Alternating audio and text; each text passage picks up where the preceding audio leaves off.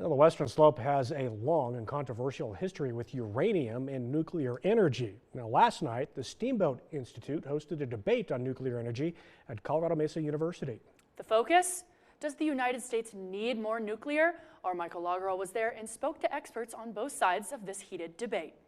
I see nuclear energy as a clean alternative, but I'd like to learn more, and that's why I'm here. Around 50 people attended Wednesday night's debate around nuclear energy, including some college students with the Land and Energy Management Club. We're just kind of hoping to learn as much as we can about each side. Students and members of the public sat in to hear Mark Jacobson. I'm a professor of civil and environmental engineering at Stanford University, and I do research on air pollution, climate, and clean renewable energy solutions to those problems. Debate against Jessica Lovering. I've been working in the nuclear policy space for about 15 years now.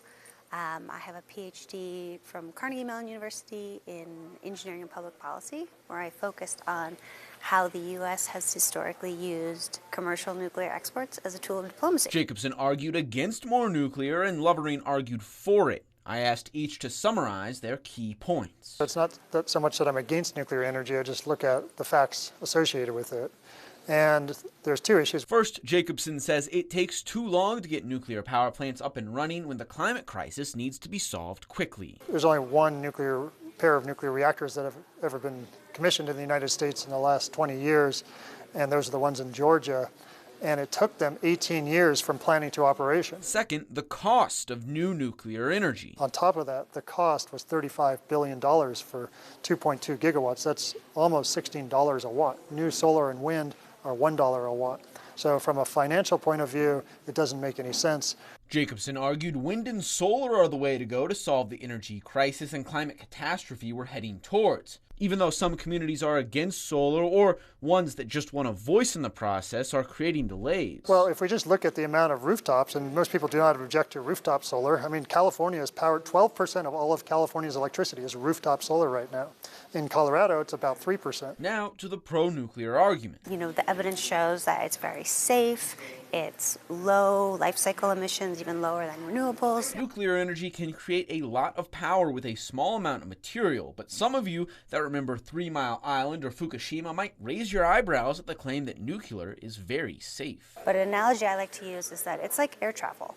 You know, you see these big airplane accidents, like recent things happening with Boeings, and it's really scary.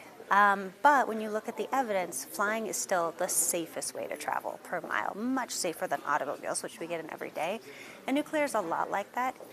Even these big accidents, like 3 Mile Island, no one died. Fukushima, no one died from radiation. People died from drowning, from the tsunami. The Japanese government says one worker so far has died from lung cancer due to cleaning up the Fukushima meltdown. But Lovering says new nuclear could take the place of old coal plants that are shutting down. So you can take advantage of a lot of the infrastructure and also keep a ton of jobs local.